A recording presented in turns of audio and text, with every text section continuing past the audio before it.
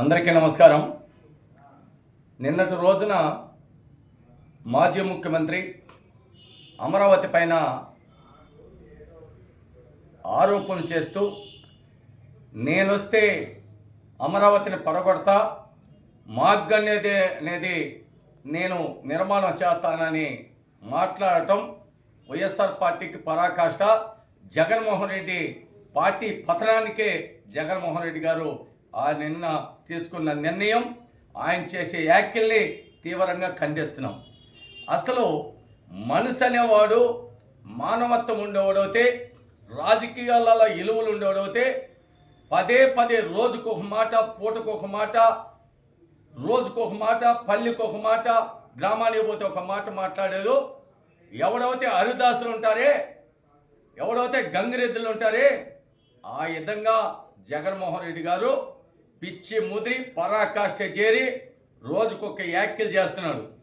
గతంలో 2014లో అధికారంలోకి వచ్చినాక తెలుగుదేశం పార్టీ ఆనాడు నిండు అసెంబ్లీలో ఇక్కడే విజయవాడ గుంటూరు మధ్యలోనే ఉండాలి, దాదాపు 50,000 ఎకరాలు ఉండాలి, నేను ఎప్పటికీ రాజధానికి ప్రాంతాలకు చిచ్చుపెట్టేవాడిని కాదని నేను ఏకగ్రీవంగా మేమందరూ మా శాసనసభ్యులు కూడా ఇక్కడనే రాజధాని ఉండాలని తీర్మానం చేశాడు.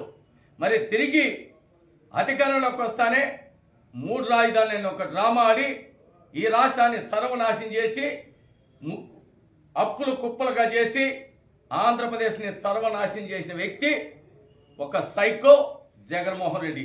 రెండోది, మరి ఈరోజు కూటమి ప్రభుత్వం అధికారంలోకి వచ్చిన తర్వాత అట్లా కేంద్ర ప్రభుత్వం కానీ ఇట్లా రాష్ట్ర ప్రభుత్వం కానీ మరి డబుల్ ఇంజన్ సర్కారు ఏదైతే ఆనాడు ఎన్నికల ముందు హామీ ఇచ్చారు, ఈ రాష్ట్రానికి కూటమి ప్రభుత్వం అధికారంలోకి వస్తానే ఆ రోజు రైతులు నమ్మి 34,000 ఎకరాలు ఈ యొక్క ఇడిపోయిన రాష్ట్రానికి రాజధాని ఉండాలి, 3 పంటలు పండే భూముల్ని మా యొక్క గ్రామం 29 గ్రామాలే కాదు దాదాపు 5 కోట్ల మందికి ఇక్కడ రాజధాని ఉండాలని ఆ రోజు రైతులు ఇచ్చారు.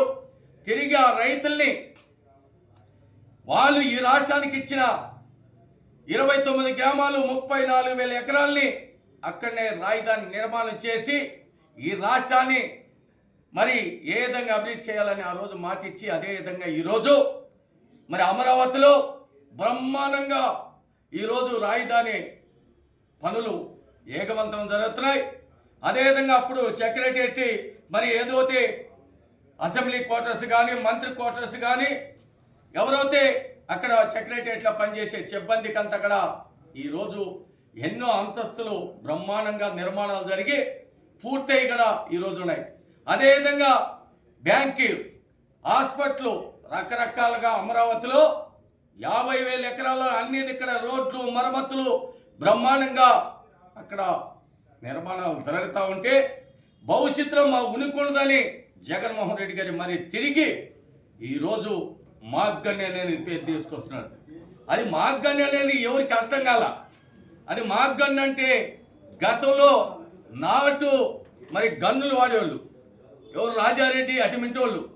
ఈరోజు టెక్నాలజీ వచ్చిన తర్వాత పిస్తోల్ అంటారు. ఆ రోజు అట్ట కాదు, ఆ రోజు తుపాకీలు అనేవాళ్ళు, గన్నులు అనేవాళ్ళు. అంటే నాటి గన్నులు అనేవి దాదాపు 5-6 అడుగులు ఉంటాయి. ఆ విధంగా అట్లా గన్నులు కానీ వాడతాడో. అమరావతి అనేది మాగ్గన్య అనేది ఇంతవరకు చరిత్రలో ఏ రాష్ట్రంలో పేరు లేదు. జగన్మోహన్ రెడ్డి ఆయన ఎందుకంటే ఒక ఆర్థిక నేరగాడు, వాళ్ళ ఇంటికి రౌడీజాలు, వాళ్ళది ఒక మరి ఫ్యాక్షన్ కుటుంబం కాబట్టి అయ్యే గుర్తుకొస్తాయి. కాబట్టి మరి రాష్ట్ర ప్రజలంతా కూడా గుర్తించాలా. ఈ రాష్ట్రాన్ని తలరాత్రులు మార్చే నాయకుడు కావాలా, ఈ రాష్ట్రాన్ని సర్వనాశనం చేసే నాయకుడు కావాలని కూడా ప్రజలు గుర్తించాలా.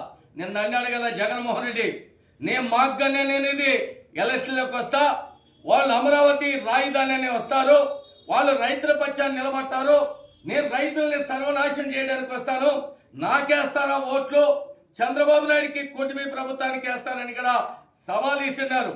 అంటే ఈరోజు రైతాంగాన్ని కానీ కార్మికులు కానీ అన్ని రకాలుగా ఈ రోజు ఆత్మగౌరవం దెబ్బతినేట్టుగా మాట్లాడుతున్న నాయకుడికి మీరు సహకరిస్తారా? ఈ రాష్ట్ర ప్రజల్ని, నిరుద్యోగుల్ని, రైతాంగాన్ని కాపాడే నాయకుడు, రైతులు తన రాష్ట్రం మార్చే నాయకుడు కూటమి ప్రభుత్వాన్ని కోరుకుంటారని కూడా ప్రజలు నిర్ణయించాలా. ప్రజలకు ఒకటే తెలియజేస్తున్నా, మీరు ఇటువంటి వ్యక్తి ఏ మండలానికి, ఏ గ్రామానికి వచ్చినా ఆ యొక్క నాయకుల్ని మీరు ఊరు పరిష్కరించాలా.